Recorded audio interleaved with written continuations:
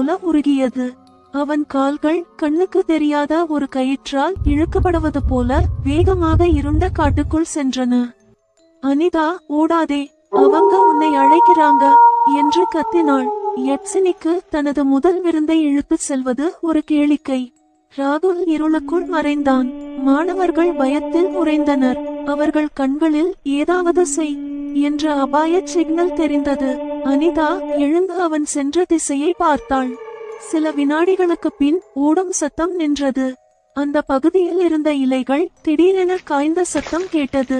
ரத்தம் உறிஞ்சப்படும் சத்தம் மட்டுமே காற்றின் வழியே வந்தது.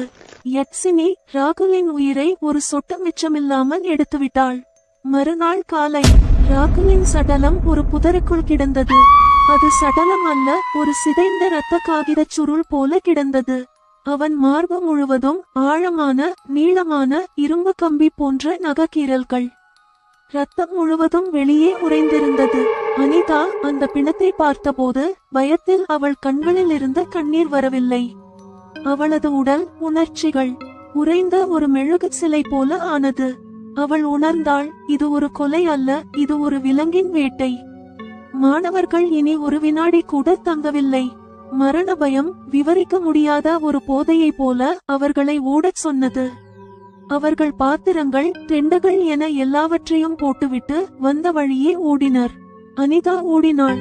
அவள் கால்கள் பயத்தில் தானாகவே வேகமாக இயங்கின. யட்சினி ஒரு வேட்டைக்காரியாக மாறிவிட்டாள். ஓடும் சத்தம் காட்டில் எதிரொலித்தது. அது யட்சினிக்கு ஒரு மணியோசையை போல இருந்தது.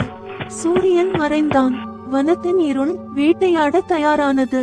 மாணவர்கள் 19 பேரும் ஒருவருக்கொருவர் பிணைந்தபடி ஓடினர். அருண், நம்ம யாராவது சத்தம் போடாமல் இருக்கணும் என்று கத்தினான். ஆனால் அந்த கணம் யட்சினி அவர்களை நெருங்கினாள். அவள் அருணின் கழுத்தை இலக்காக வைத்து ஒரு சுழலும் நிழல் போல தாக்கினாள். அருண் தன் உயிரின் கடைசி அலறலை கூட எழுப்ப முடியவில்லை. அவனது முதுகெலும்பு முறியும் சத்தம் மட்டும் தெளிவாக கேட்டது. அருண் கீழே விழுந்ததும் மீதமிருந்த மாணவர்கள் அதிர்ச்சியில் உறைந்தனர். யட்சினி சடலத்தை பார்த்து குரூரமாக சிரித்தாள். அவள் ஓடும் மாணவர்களில் 5 பேரை குறிவைத்து தன் நீண்ட கூரிய 5 விரல்களால் ஒரே நேரத்தில் தாக்கி பிடித்தாள். 5 பேரும் காற்றில் தூக்கி எறியப்பட்டனர். அவர்கள் மார்பு உள்ளே அழுந்தப்பட்டு ஒரு பலூன் போல சிதைந்திருந்தது. யட்சினி அலறல், எனக்கு ரொம்ப பிடிக்கும் என்று மெதுவாக முணுமுணுத்தாள். யட்சினி இந்த வேட்டையை தன் இஷ்டப்படி நடத்த விரும்பினாள்.